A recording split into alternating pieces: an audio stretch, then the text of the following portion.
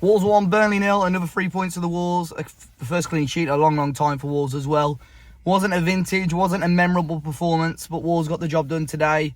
As you can tell, wrapped up warm, very chilly here in Wolverhampton today. If you managed to catch the game, I know it's broadcast in the UK. Let me know your thoughts in the comment section down below. And be sure to hit the like button down below and subscribe to the channel.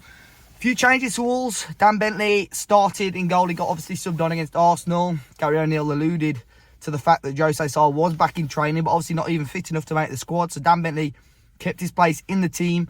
And we did see Pablo Sarabia come in as well for Jean-Rick Bellegarde, and the two central midfielders swapped out, Tommy Doyle and Boubacar Traoré out for João Gomez and Mario Lemina.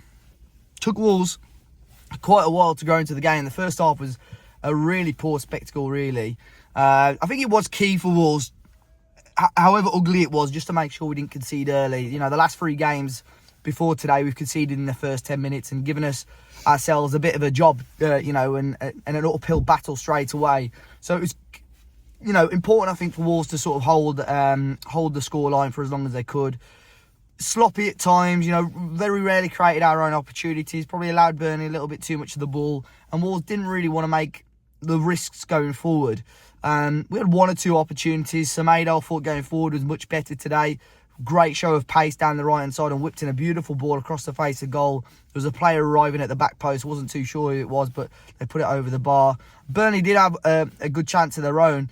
The issue for Wolves was they were trying to play it out of the back, and I think Hugo Bueno is a good player, but on the ball he's probably not as strong as Ryan Aït-Nouri is. So at times Bueno does struggle to break forward, and a lot of the time he'll turn back.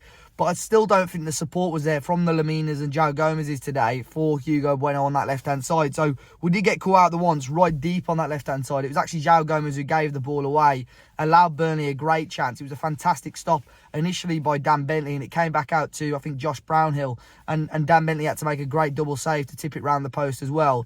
That was a wake-up call for Wolves. But the South Bank end, the crowd were getting really impatient with how Wolves were struggling to play it out from the back, and eventually Wolves did push it forward and Dan Bentley played it long. That's something for Gary O'Neill to bear in mind. I think, every manager wants your team to play with the ball and try and play out the back. It's almost the modern way of playing now.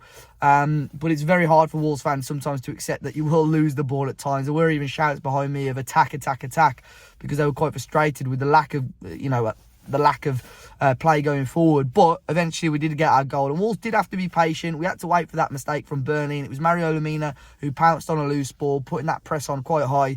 Wolves winning the ball back, comes across to Cunha, who flicks it onto Hwang, takes that extra touch, but then finds its way into the back of the net. Another goal at Molineux for Hwang Hee-Chan this season. Hopefully we see him grab another goal or 2 on Saturday against Forest as well. But ultimately, obviously, that was the winning goal. Wolves did a little bit better in the second half. They had that little bit more control of the game, a little bit more going forward.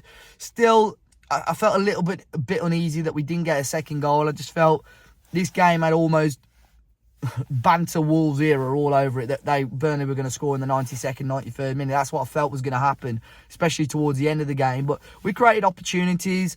I just felt like Wolves didn't want to take the risks today, and I don't know what that was because of, but obviously, they got the 3 points. There were times where I felt Cunha or whoever else who was playing centrally could have run in behind a little bit better. Sometimes the decision-making in the final third wasn't quite there. But defensively, we were quite resolute. We did restrict Burnley to very few opportunities.